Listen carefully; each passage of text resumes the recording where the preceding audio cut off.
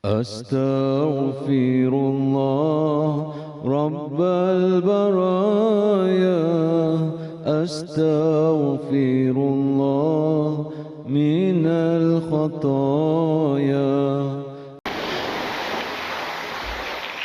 أعوذ بالله من الشيطان الرجيم. بسم الله الرحمن الرحيم. السلام عليكم ورحمة الله وبركاته. الحمد لله رب العالمين، والصلاة والسلام على أشرف الأنبياء والمرسلين وعلى آله وصحبه أجمعين. سبحانك لا علم لنا إلا ما علمتنا إنك أنت العليم الحكيم. رب اشرح لي صدري ويسر لي أمري واحلل عقدة من لساني يفقهوا قولي. يا معلم إبراهيم الحكمة علمنا، يا مفهم سليمان فهمنا، ففهمناها سليمان وكلا آتينا حكما وعلما، وسخرنا مع داود الجبال يسبحن والطير وكنا فاعلين. يا رب سليمان ويا رب إبراهيم ويا رب موسى وعيسى ويا رب محمد صلى الله عليه وسلم، أخرجنا من ظلمات الجهل والنسيان برحمتك يا أرحم الراحمين. اللهم زدنا علما وارزقنا فهما برحمتك يا أرحم الراحمين. اللهم نورنا بنور علمك وأبعدنا النسيان برحمتك يا أرحم الراحمين. اللهم ارزقنا فهم النبيين وحفظ المرسلين وإلحام الملائكة المقربين برحمتك يا أرحم الراحمين. والحمد لله رب العالمين. Alhamdulillah, sama-sama kita manjatkan kesyukuran kepada Allah Subhanahu wa taala. Keizinan daripada Allah Subhanahu wa taala, malam ni saya ditemukan lagi dengan tuan-tuan, ibu-ibu, ayah-ayah. Mudah-mudahan kehadiran kita, pertemuan kita, Allah akan merapatkan lagi silaturahim di antara kita, dan mudah-mudahan bukan sahaja pertemuan kita di sini, tetapi pertemuan kita di dalam syurga Allah Subhanahu wa taala, insya-Allah. Amin ya rabbal alamin.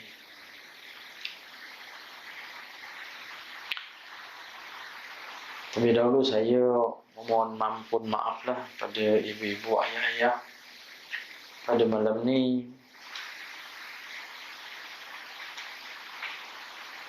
Bahawasanya malam ni adalah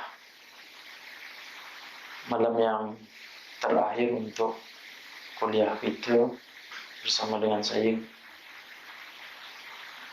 kerana saya diarahkan oleh Jabatan Agama Islam untuk pergi ke masjid Kampung Peredan mengikuti kelas takmir. Sebelum ni kelas takmir saya pada waktu petang hari Khamis bersama dengan kaum ibu hampir 20 tahun lebih.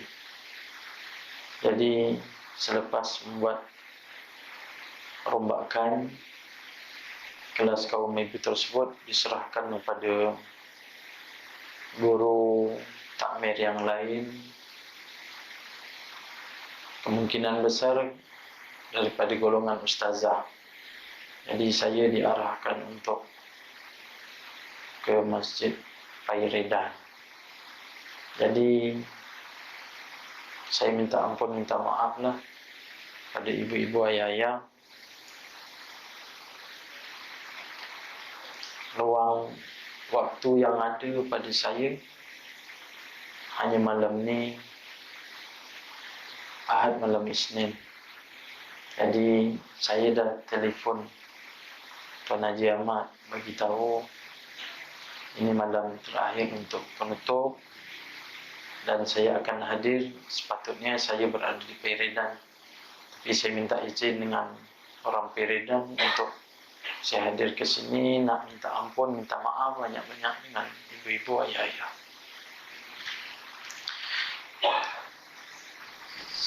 Saya tahu saya banyak dosa, saya banyak silap dengan ibu-ibu ayah-ayah, dengan tutur kata saya, mungkin ada yang tak senang. Tapi percayalah, ini ketentuan daripada Allah Subhanahu Wa Taala. Bukan kelas ini yang terakhir dan kita akan putus hubungan. Namun demikian, hubungan kita tetap terjalin dengan rasa kasih sayang sama kita, insya-Allah. Petang tadi saya telefon Imam dua, Ustaz Zaidi. Ustaz Zaidi kata minta ruang, kalau boleh satu malam ke sini juga. Tapi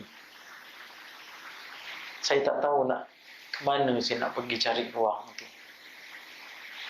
Malam minta tolong, ada satu masjid, Ustaz tu tak dapat datang Sabtu malam Ahad, dan Ustaz tu tak dapat datang. Saya datang masjid tu, orang masjid tu pula ikat saya beberapa orang, bukan seorang tapi 3-4 orang ikat saya. Tolonglah Ustaz, sebulan sekali pun jadilah. Allahu Akbar. Itulah waktu saya dengan ahli Korea untuk kenduri kendara Sabtu malam Ahad. Tapi dia minta tolong sekali pun jadilah.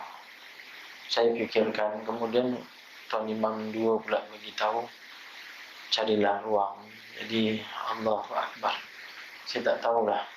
InsyaAllah kalau seandainya ada peluang, ada ruang yang masih lagi terbuka untuk ahli Korea, yang kita ni dah terjalin silaturahim. Saya sayang dengan tuan-tuan, saya sayang ayah-ayah, saya sayang ibu-ibu.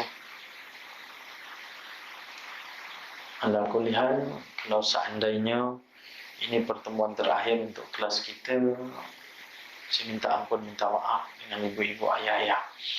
Apapun saya akan berhubungan imam lah kalau seandainya ada perubahan. Jadi insya-Allah kita akan sambung dalam Riyadhus Salihin jilid yang kedua. Kita bermula daripada awal. Kita tak habis lagi kitab ni.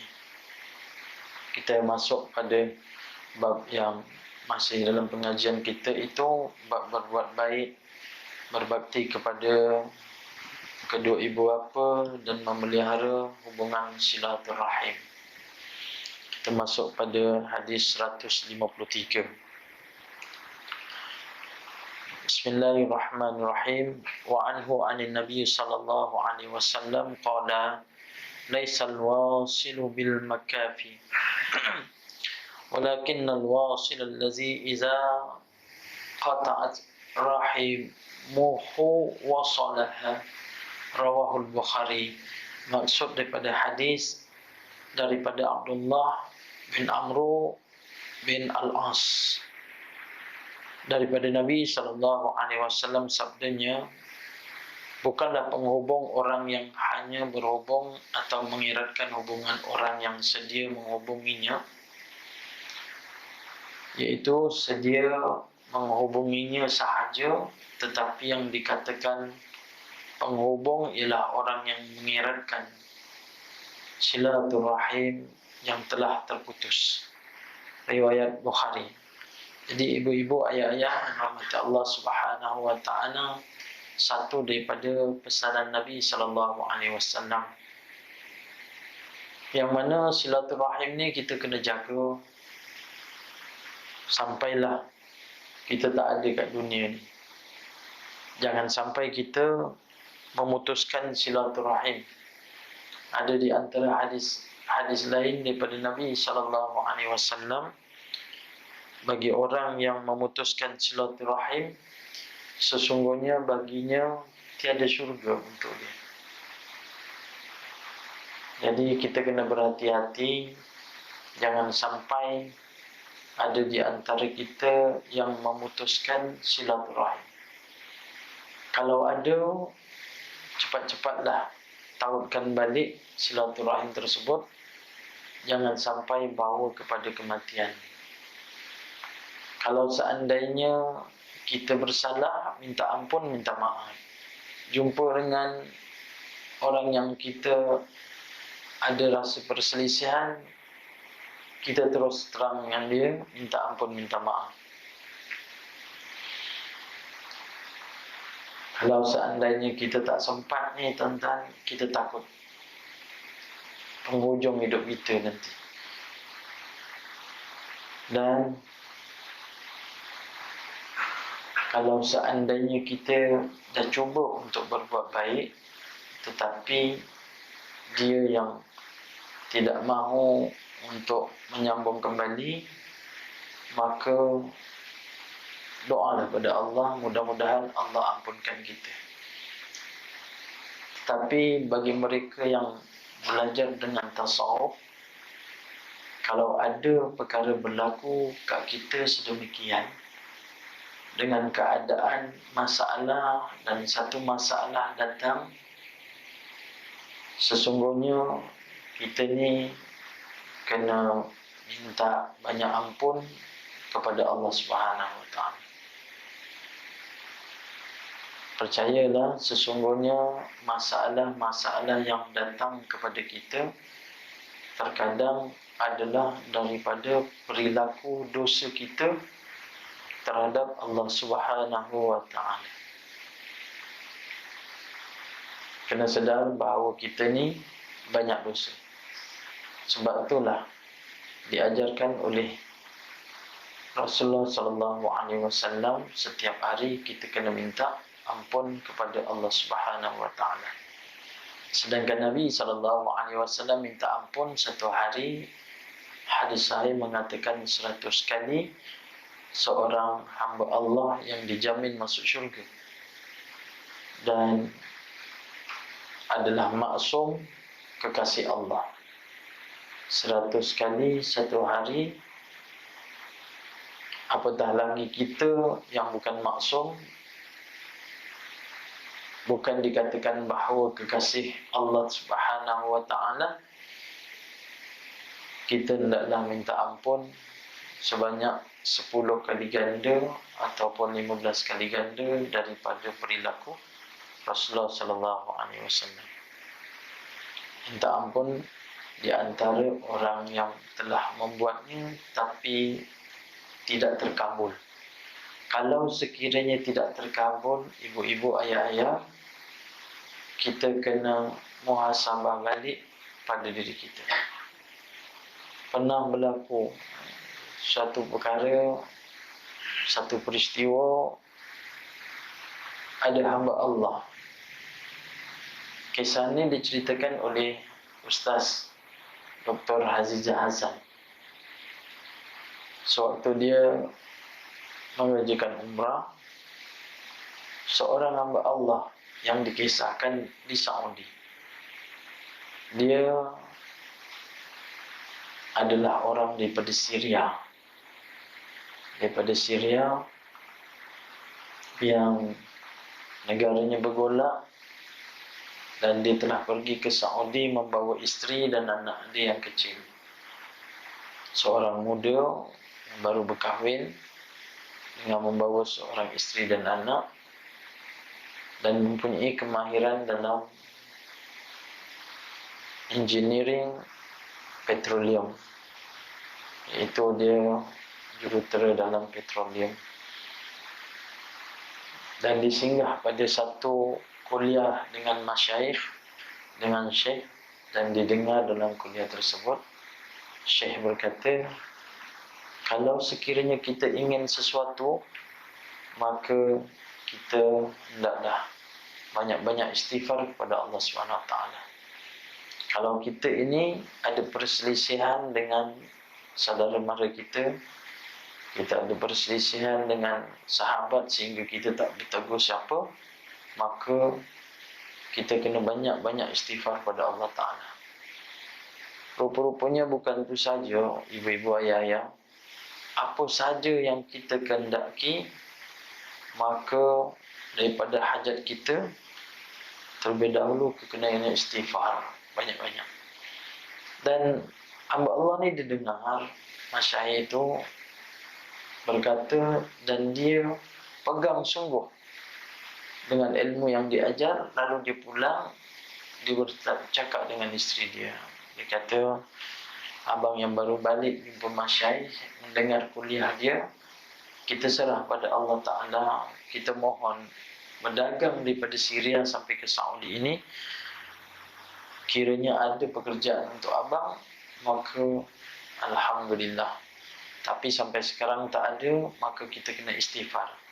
Jadi kita cubalah istighfar. Mudah-mudahan Allah Ta'ala bagikan jalan untuk keluar. Tuan-tuan, bila dia istighfar sebanyak 10 kali ganda yang Nabi SAW buat, dia bersama dengan isteri dia beristighfar 1,000 kali selama seminggu. Bila mana dia beristighfar 1,000 kali, tuan-tuan, cukup seminggu, dia pergi kuliah dengan masyaikh tu dan dapatlah ruang bagi dia untuk bertemu dengan masyaikh. Dan dia berkata dengan masyaikh, sesungguhnya saya ni mengikuti kuliah tuan, dan saya pegang dengan kuliah. Mula-mula saya dengar bila kita berhajat sesuatu kena istighfar, dan saya telah istighfar 1 minggu penuh, setiap hari sebanyak 1,000 kali. Tapi tak ada pun jalan keluar bagi saya dengan rezeki yang Allah akan bagi. Tuan-tuan, Maha suci Allah, apa masyaikh kata? Sesungguhnya apa yang kamu mohon dengan pengampunan Allah Subhanahu wa Ta'ala, rupa-rupanya, tuan-tuan, dalam keadaan istighfar dia hanya mencuba dan tidak yakin.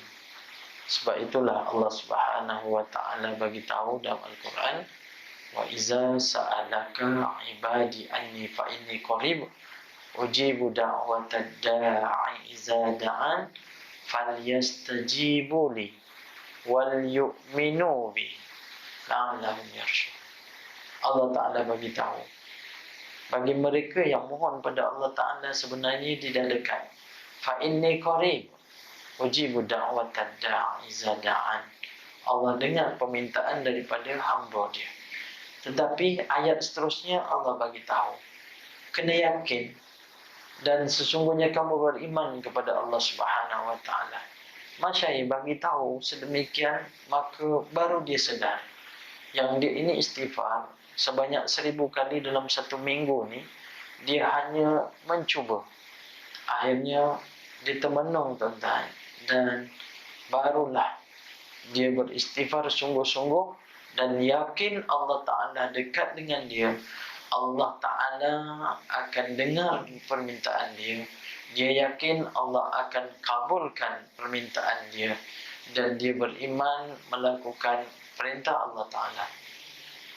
Berikut seminggu selepas tu, tuan-tuan, dia datang jumpa dengan masyaikh. Dia jumpa dengan masyaikh dan keadaan dia sama juga. Habis saya berkuliah, tuan-tuan. Daripada kuliah, masyaikh ini didatangi oleh seorang lelaki yang pakaian dia kemas, segala. Nampaklah diri dia ni di antara orang yang ada keterampilan padanya melalui pakaian dia, melalui raut wajah dia, bertemu dengan masyaikh. Lalu dia bercakap dengan masyaikh. Dia kata, sesungguhnya saya ni mengikuti kelas tuan ni lama dah, dan saya ini adalah asalnya daripada Kuwait, dan saya sekarang berada di Saudi ini kerana ingin meneruskan perniagaan dalam petroleum. Namun demikian, ada tak kiranya masyaikh boleh kenalkan dengan siapa yang kenal, yang masyaikh kenal, yang boleh untuk membantu dalam syarikat saya. Masya Allah, Maha suci Allah. Selepas dibagi tahu sedemikian, masyaikh terus panggil dengan hamba Allah yang daripada Syria. Lalu dia cakap apa? Sesungguhnya inilah di antara orang yang ada pengalaman ilmu dengan engineering petroleum, dan bolehlah kiranya engkau ini cuba untuk dia ini bekerja dengan kamu. Akhirnya dia ambil bekerja.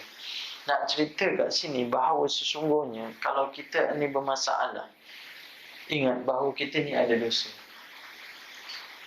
Dan bila ada dosa, kita kena minta ampun, yakin bahawa sesungguhnya Allah dengar, yakin bahawa sesungguhnya Allah akan tunaikan. Dan akhirnya dia pun bekerja. Tak beberapa lama dia bekerja, beberapa bulan. Jadi di antara konsultan yang daripada Kuwait ini berpuas hati tengok dengan budi pekerti dan pekerjaan dia.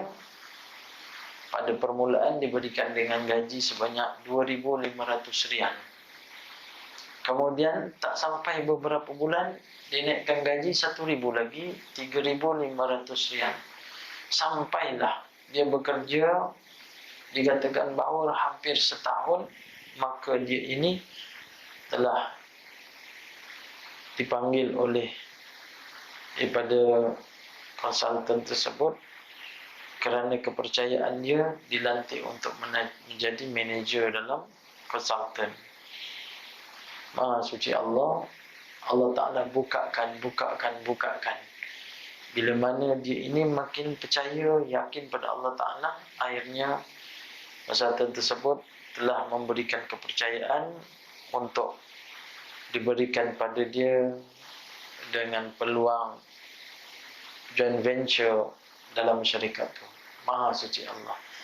Nak bawa cerita ni tuan-tuan, bila mana kita ni ada perselisihan di antara kita, sama-sama kita ni, kena ingat bahawa kita ni ada dosa. Sebab itulah Hasan Basri ajar kat kita. Hasan Basri ni siapa? Golongan tabi'in. Golongan tabi'in yang dia ini tidak dapat bertemu dengan Nabi SAW. Hasan Basri ni di antaranya adalah anak murid kepada Anas bin Malik. Tuan-tuan ingat tak Anas bin Malik? Iaitu di antara budak suruhan Nabi SAW yang Nabi doakan padanya 3 kan. Jadi orang yang kaya raya, orang yang panjang umur, dan orang yang mempunyai ramai zuriat. Akhirnya dia duduk di mana? Di Basrah. Hasan Basri duduk mengaji dengan Anas bin Malik di Basrah. Sebab itulah Hasan disebut Al-Basri daripada Basrah. Sebab tu diajarkan sesungguhnya Hasan Basri ini dia dekat dengan Allah Ta'ala. Dekat dengan Allah SWT, iaitu selalu ucapkan kalimah Allah, zikir pada Allah Ta'ala. Sebab tu bila kita belajar hadis ni, banyak saya bawakan cerita dengan sirah dan pengajaran yang kita boleh ambil. Nabi berkata tak ada yang dusta, semua adalah benar. Kita yakin dan kita amal. Sesungguhnya kepunyaan Allah, pemberian pun daripada Allah Ta'ala. Cuma kita je kena rasa yakin apa yang kita amalkan. Sebab itulah Hasan Basri, bila mana dia ada waktu ruang lapang bagi dia, mulut dia tidak henti-henti untuk mengucapkan zikir kepada Allah Ta'ala. Pertamanya ucapan yang kita kena sebut ialah istighfar. Astaghfirullahalazim wa atubu ilaih. Setidak-tidaknya pun astaghfirullahalazim 1000 kali tuan-tuan satu hari. Istighfarlah, astaghfirullahalazim, astaghfirullahalazim, astaghfirullahalazim.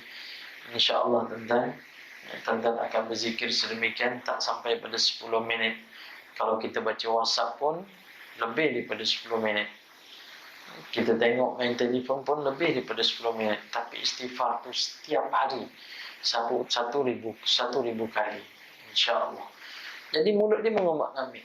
Sehingga kan seorang pemuda tanya kepada Hasan Basri. Dia kata, wahai Tuhan, apa yang Tuhan bacakan ketika mana melihat jenazah tu? Dia mengiringi jenazah, tapi mulutnya dalam keadaan mengomak-ngambik. Inilah Hasan Basri. Lalu pemuda tanya, Hasan Basri kata kepada pemuda tersebut, tidakkah kamu lihat kepada jenazah ni? Dia kata, ya saya lihat. Apa yang kamu nampak dengan jenazah tersebut? Jenazah tersebut diusung untuk pergi ke tanah perkuburan ke liang lahat. Aku bertanya kepada engkau, ini satu daripada pengajaran Hasan Basri. Aku tanya kepada engkau, sesungguhnya mayat yang diusung itu kiranya Allah Ta'ala hidupkan kembali. Bagi kamu, fikiran kamu, apakah jenazah ini akan lakukan bila nyawanya dikembalikan waktu kat dunia ni? Maksudnya, seandainya jenazah ni dah mati, tapi Allah hidupkan balik, dia hidup.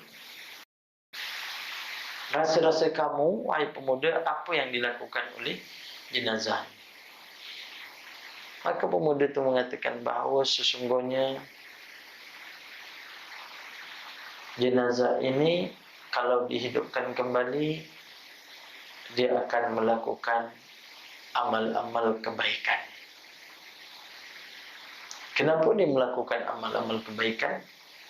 Kerana dia tahu bagi dia ini ada satu kehidupan yang akan datang. Hasan Basri ajarkan pada pemuda tersebut sebenarnya untuk kita. Dia kata, sebab itulah bila melihat jenazah, maka anggaplah bahawa jenazah tersebut adalah diri kamu yang diusung. Maka kamu tidak boleh tunggulah untuk ingat kepada Allah Subhanahu wa Ta'ala. Jadi ibu-ibu, ayah-ayah rahmat Allah Ta'ala, di antara pengajaran yang diajarkan oleh Hasan Basri ini, sentiasa ingat Allah Subhanahu wa Ta'ala. Jadi salah satu daripada silaturahim, kalau seandainya ada di antara yang terputus, maka minta ampun pada Allah Subhanahu wa Ta'ala selalu. Minta ampun, minta ampun. Cerita ni tuan-tuan, di antara pengajaran yang dibawa ni, orang yang beristighfar, 3 yang Allah tak lepaskan bagi dia. Yang pertama, orang yang dalam keadaan beristighfar, Allah akan berikan kepada dia, iaitu menghilangkan rasa kegelisahan. Itu yang pertama. Allah akan hilangkan kegelisahan. Dan yang kedua, orang yang selalu istighfar kepada Allah Subhanahu wa Ta'ala, Allah akan berikan kepada dia dengan ketenangan. Itu yang kedua. Allah akan berikan dengan ketenangan. Dan yang ketiga, orang yang selalu istighfar, maka sesungguhnya Allah akan berikan bagi dia dengan rezeki yang tidak disangka-sangka.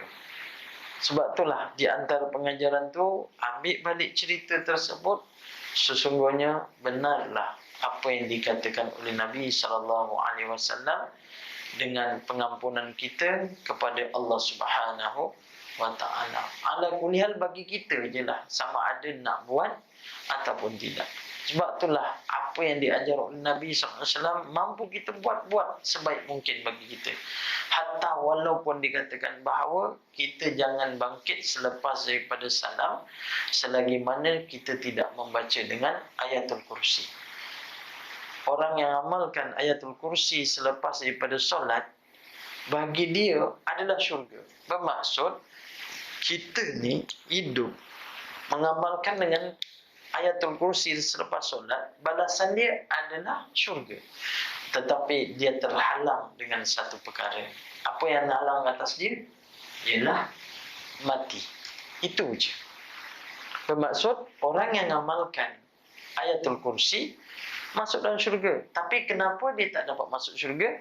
Sebab dia dihalang, iaitu belum menemui kematian. Siapa yang bagi tahu? Nabi bagi tahu, amalkan dengan ayatul kursi.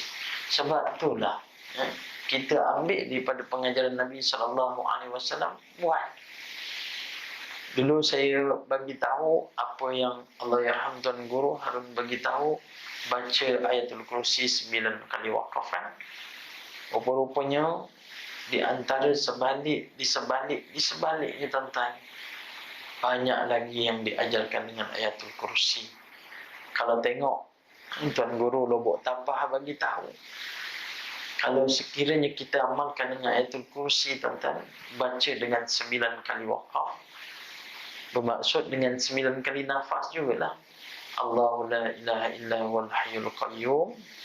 Kita tarik nafas lain, la ta'khuzuhu sinatun wala naum. Kita tarik nafas lagi sampailah wala ya'uduhu hifzuhuma. Kita tarik nafas lagi, wa huwal aliyyul azim. Maka dia suruh kita ni, tuan-tuan, sedut daripada udara yang luar ni, tuan-tuan, menggunakan mulut kita. Bermaksud kita sedut biasanya dengan hidung, tapi dia sedut dengan mulut. Bagaimana dengan mulut? Sama ada kita buka ataupun kita tutup. Kalau tutup ni, tuan-tuan, dengan gigi kita tertutup, kita boleh sedut. Sedutlah. Sedut. Dan tuan-tuan telan air liur yang ada dalam mulut tuan-tuan.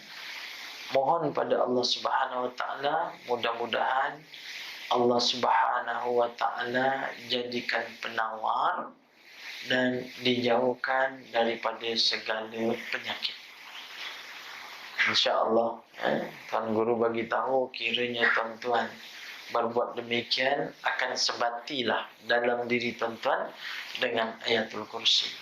Dan kalau seandainya tuan-tuan ada orang minta tolong untuk merawat tuan-tuan, setidak-tidaknya dengan bacaan air ni, tuan-tuan, ataupun orang dalam keadaan tak sedar, tuan-tuan datang je. Bila darah tuan-tuan adanya ayatul kursi, maka kalau ada gangguan pada dia, dia akan lari. Tak ada pun, dia akan dua je lah yang lari. Sama ada yang sakit, benda dalam tu akan lari, ataupun tuan-tuan akan lari. Itu dua je lah yang diajarkan oleh Tuan Guru, macam tu lah. Itu diajarkan bagi kita. Sebab itulah kita kena ingat balik apa yang kita belajar, cuba kita amalkan. Selain daripada apa yang saya terangkan dulu, bacakan khusus Fatihah untuk mana-mana di antara rakan-rakan kita yang kita nak jalinkan silaturahim, maka baca suratul Fatihah. Rupanya tuan-tuan, orang yang mengamalkan dengan istighfar ni banyak sungguh kisah-kisah dia. Di antara yang dia ini nak bertemu dengan Nabi SAW, Allah pertemukan dengan dia. Nak tahu orang yang bertemu dengan Nabi SAW, bila cerita saja dia mimpi ni, tuan-tuan, dia cerita kat kita, pasti air mata dia akan mengalir. Siapa yang mimpi Nabi SAW, dia cerita dia mimpi, tuan-tuan, pasti air mata dia mengalir. Dia akan rasa sebab. Sebab bukan orang yang biasa yang boleh mimpi kepada Rasulullah sallallahu alaihi wasallam. Semua rindu dan semua berhajat untuk bertemu dengan Nabi sallallahu alaihi wasallam. Jadi ibu-ibu, ayah-ayah rahmat Allah Taala, daripada hadis yang kita baca ini dikatakan bahawa bukan sahaja tuntutan bagi kita untuk menghubungkan silaturahim, tetapi ni tuan-tuan, bagi yang terputus, maka kita jalinkanlah kembali. Pengajaran daripada hadis, Islam menyuruh umatnya supaya menyambung kembali hubungan kekeluargaan yang telah terputus. Ada di antara keluarga ni tuan-tuan, dia terputus silaturahim. Abang dengan adik, dia telah putus silaturahim. Sebab apa? Ada di antaranya kerana harta.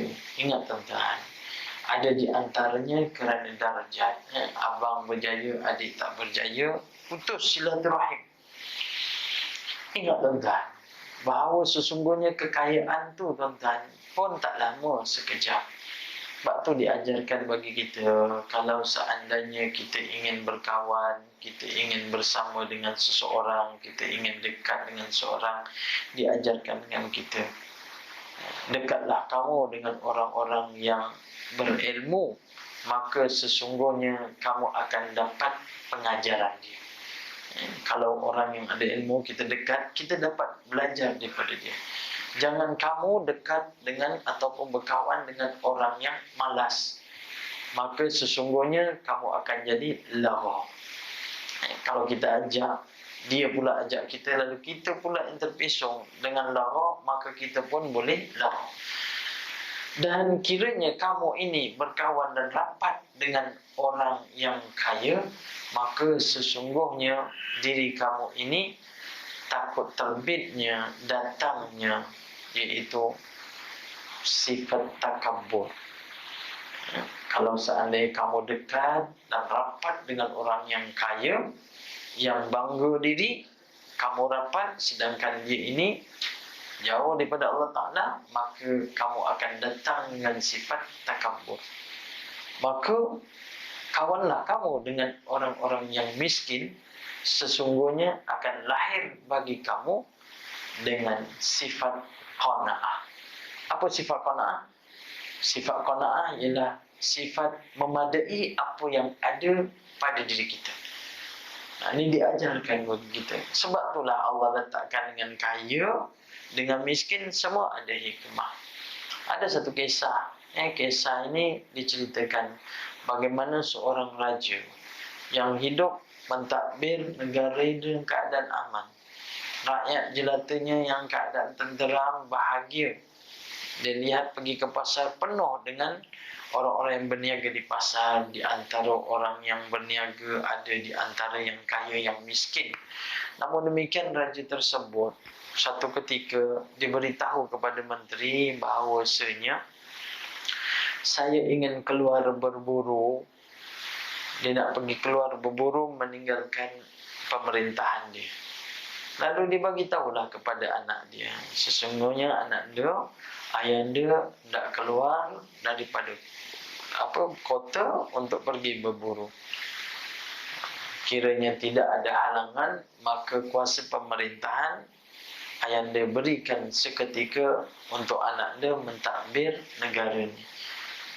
Lalu anak dia kata, baiklah ayah, dan ayah jangan khawatir, saya akan memangku ataupun menjalankan pemerintahan seperti yang sedia ada ayah bawa dalam pemerintahan. Akhirnya anak dia ambil. Ayah dia pun keluar daripada kota pergi berburu. Anak dia ikut tingkah laku daripada ayah dia. Dia bawa pentadbiran tersebut dan dia lihat satu ketika, satu hari, 2 hari, rakyat ni dalam keadaan sama seperti mana pemerintahan ayah dia. Lalu dia pun keluar satu hari, beberapa hari, dia pun keluar dan dia pergi ke pasar. Dia terkejut yang selama ni dia duduk dalam istana, dia tak tengok orang yang kat luar seperti mana ayah dia. Lalu bila dia tengok kat luar, dia tengok ramai di antara rakyat dia, ada yang susah, yang sedang berniaga dalam keadaan ada yang hidup miskin. Lalu terdetik pada diri dia. Dia kata, bagaimana keadaan negara ayandaku ini ada di antara orang yang miskin. Aku tak suka dengan keadaan orang yang ada dalam negara aku ini, orang yang miskin. Biarlah dia hidup semua dalam keadaan senang, senang lenang.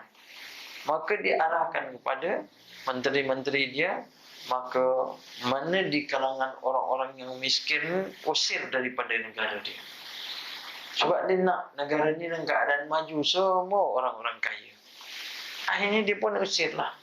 Dia usir seorang, akhirnya bersih. Negara dia tak ada langsung orang miskin. Semua kaya. Macam tuan-tuan datang ke masjid ni, semua bawa kereta Mercedes, BMW, semua orang kaya-kaya lah. Tapi yang sedangkan yang datang ni ada yang jalan kaki, ada yang naik motor, ada motor lama, ada motor baru. Sebab Allah Ta'ala letakkan berbagai. Akhirnya itulah, bila dia tengok sedemikian, dia rasa suka. Sebab rakyat dia semua dah jadi orang yang kaya raya. Rupanya tuan-tuan, Allah janjikan di antara hikmah di sebalik dia tak tahu.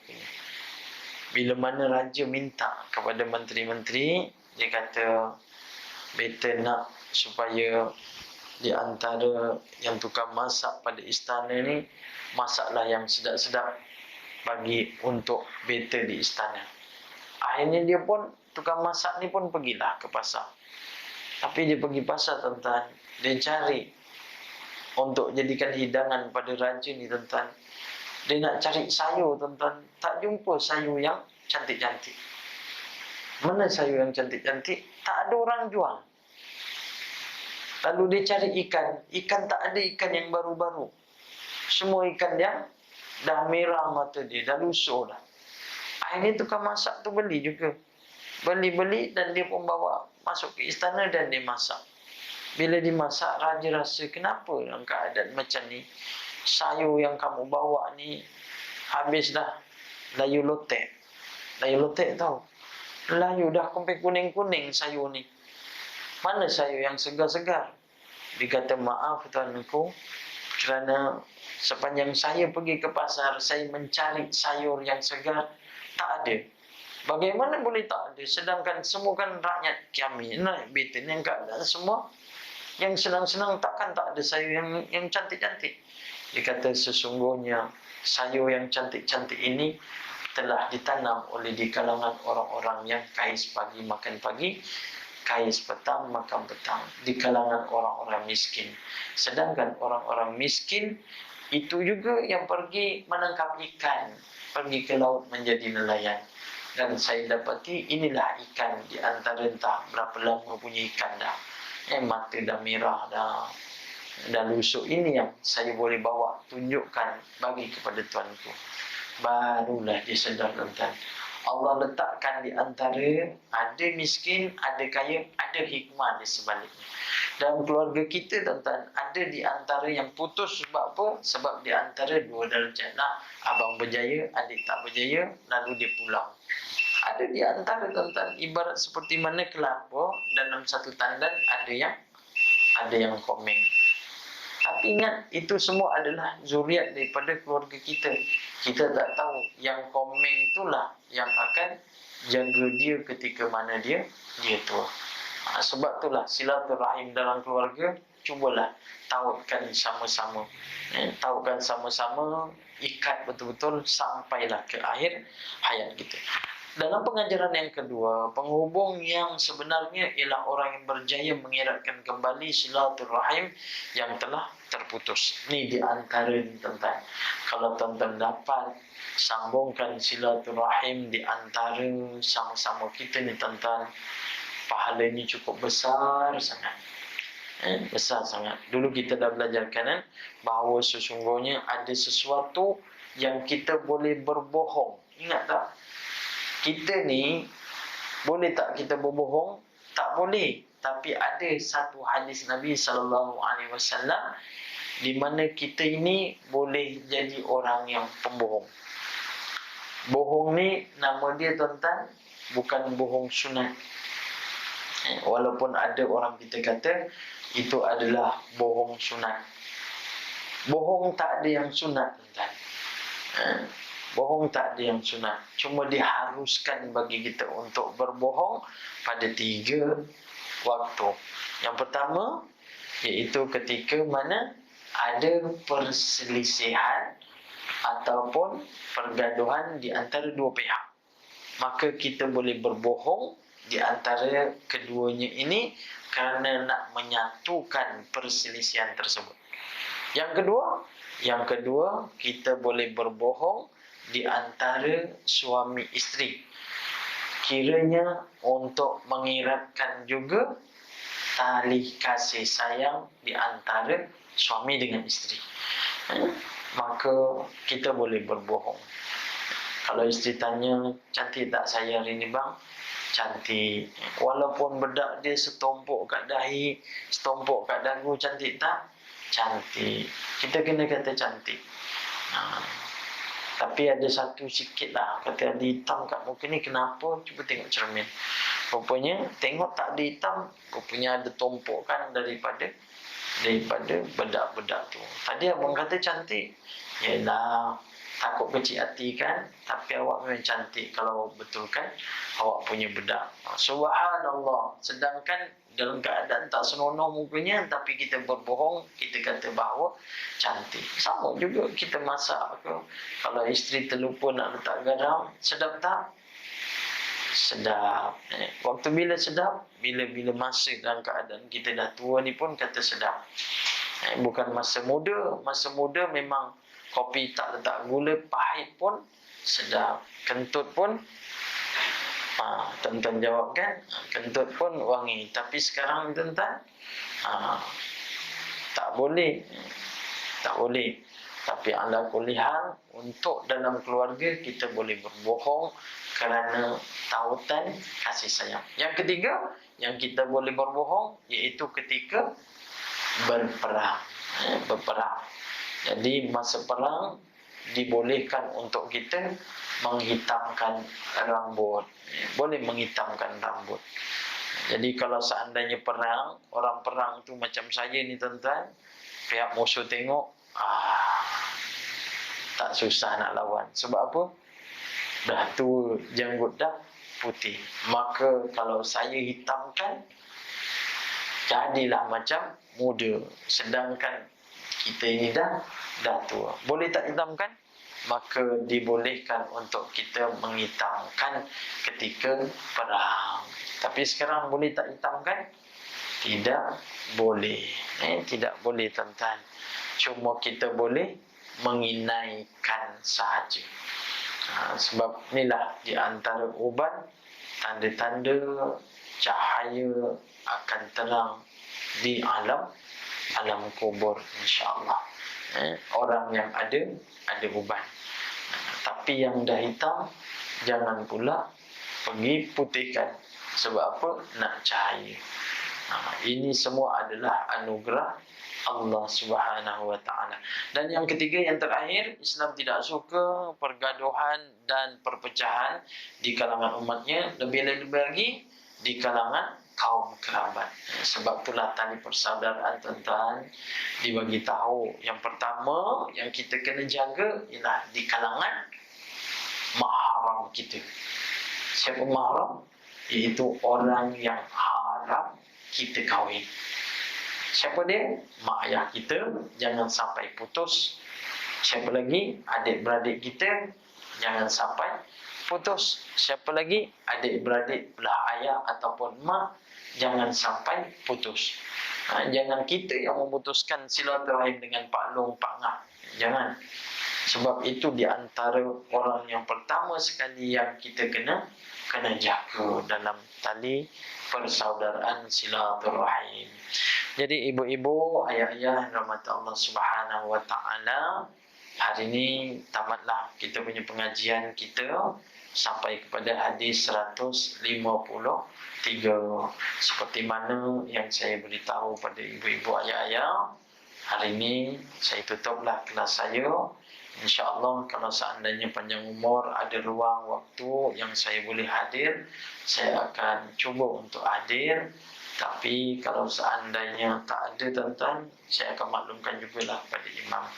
Saya sekali lagi susun 10 jari tuan-tuan, minta ampun banyak-banyak dengan tuan-tuan, minta maaf banyak-banyak dengan tuan-tuan, dan minta halalkan segala apa yang tuan-tuan berikan kepada saya. Bagi saya halalkan segala ilmu yang saya berikan kepada tuan-tuan. Mudah-mudahan menjadi manfaat pada tuan-tuan, bukan saja pada tuan-tuan, tetapi pada ahli keluarga tuan-tuan, pada suami, isteri, anak-anak. Akhirnya tuan-tuan sambungkan ilmu tersebut padanya. Jadi mana di antara jemaah kita yang tak hadir, yang kita biasa nampak, sampaikanlah salam saya pada mereka dengan lafaz Assalamualaikum warahmatullahi wabarakatuh.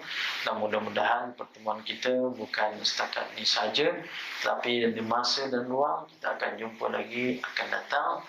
Dan saya sudahi dengan kalimah doakan kesihatan saya doakan kesihatan tuan-tuan. Mudah-mudahan Allah beri kesihatan kita bersama, kewalafiatan, Allah teguhkan dengan keimanan kita, dan Allah Subhanahu wa taala tautkan dengan kasih sayang. Dan mudah-mudahan suatu ketika nanti kita akan bertemu dalam syurga Allah Subhanahu wa taala. Aku qauli hadza astaghfirullah li wa lakum.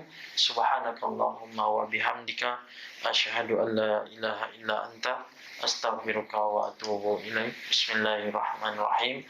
Wal 'asri innal insana lafi khusr illa alladzina amanu wa 'amilus shalihat wa tawassaw bil haqq wa tawassaw bis sabr. Bismillahirrahmanirrahim. Alhamdulillahirabbil alamin wassalatu wassalamu ala asyrafil anbiya wal mursalin وعلى آله وصحبه أجمعين. اللهم اجعل جمعنا هذا جمعا مرحوما وتفرقنا من بعد تفرقا معصوما. اللهم عافنا من كل بلاء الدنيا وعذاب الآخرة وشر الدنيا وشر الآخرة. غفر الله لنا ولكم يا كريم برحمتك يا أرحم الراحمين. وصلى الله على سيدنا محمد وعلى آله وصحبه وسلم والحمد لله رب العالمين. السلام عليكم ورحمة الله وبركاته. أستغفر الله رب البرايا